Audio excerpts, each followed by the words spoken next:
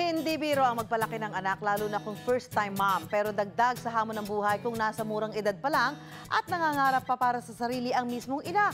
Kasabay pang iniisip ang kinabukasan ng anak. Yan ang kwentong inalam ni Ian Cruz. Behavior is characterized. Malaking hamon para maging honor student. Mabigat na responsibilidad din ang pagiging tila panganay sa pamilya. Pero lalong hindi biro ang maging ina, lalo na kung minor de edad pa. Pero lahat yan, pilit kinakaya ni Jomaline bilang anak, ina at estudyante.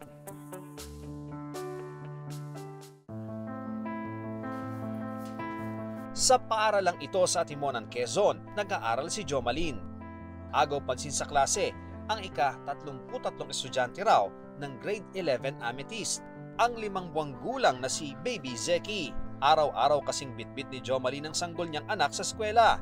17 years old po nung ako'y mabuntis. Nagsasama po kami in 1 year po nung ex ko, nung tatay po ni Seki. Parang gusto ko rin pong mawala yung bata sa tiyan ko. Yun po yung unang-una kong tumatak sa isip ko kasi gusto ko po talaga makapagtapos. 6 na buwan na siyang nagdadalang tao nang magsabi sa kanyang mga magulang. Nung 6 months na po yung tiyan ko, binalik na po ako nung ex ko. Sabi niya po ay hindi na daw po niya papanagutan si Seki.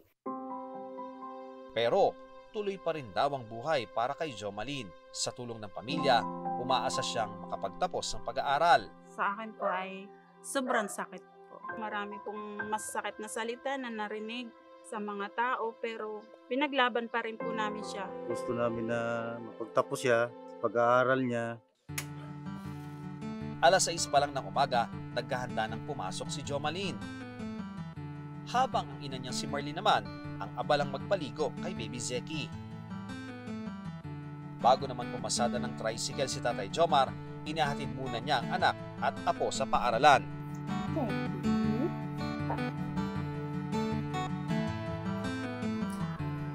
Si Jomaline, bit-bit ang bag sa likod, sa harap naman si Baby Zeki.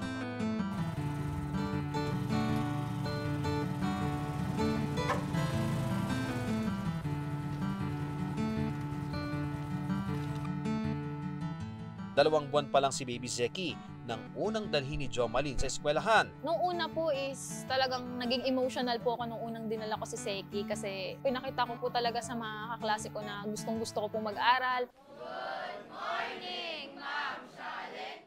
Ang silid-aralang ito, nagsisilbi na ring kwarto ni Zeki.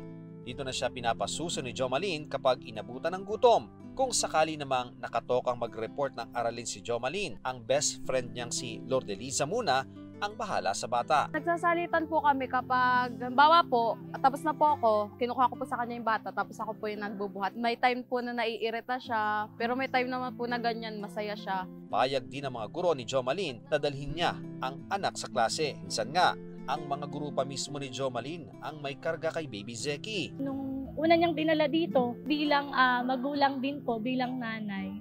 So, ang nakita ko po is inspiration rather than discrimination. Siya naman po ay maalam sa klase and napapansin po din ng karamihan ng kanyang subject teachers na willing po talaga siyang makapagtapos.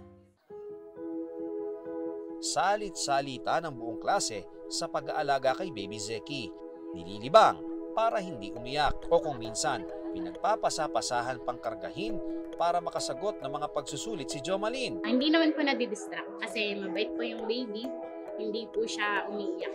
Kung tutuusin, parang ikalawang tahanan ng araw ni Baby Zeki ang classroom ni Jomaline. Sa amin pong klase, parang nakabuo na din kami ng another family. Napaka-supportive nila sa isa't isa.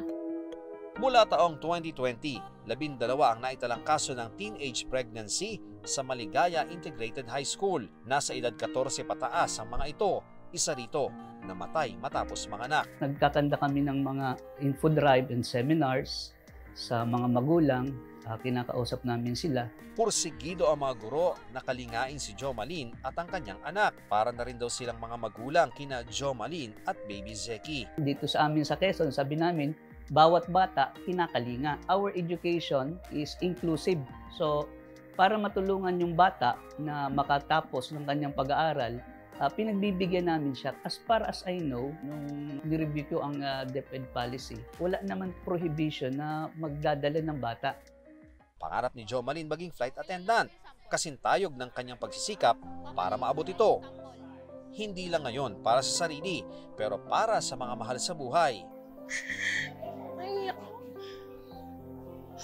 Ang dami ko pong sacrifice para po yung pag-aaral ko po. Hanggang pag-uwi, hindi nawawalay sa tabi ni Jomalyn si Zeki. Kalong-kalong ang anak habang nagsasagot ng assignments. Marami na po nagsasabi sa akin na mahirap daw po, hindi mo kakayanin. Pero para po sa akin, kaya mo kung may pagsisikap ka. Huwag po nating mamadaliin. Hahantong din naman po tayo sa pagkaasawa. Mapait man ang pinagdaraanan ni Jomalyn, sisiguraduhin naman doon niyang lalaking punong-puno ng pagmamahal ang anak. Ang mga tulong na natatanggap nilang mag-ina mula sa kanyang mga magulang at mga kaeskwela, hindi raw niya malilimutan at susuklian daw niya balang araw. Ako si Ian Cruz at yan ang kwentong dapat alam mo.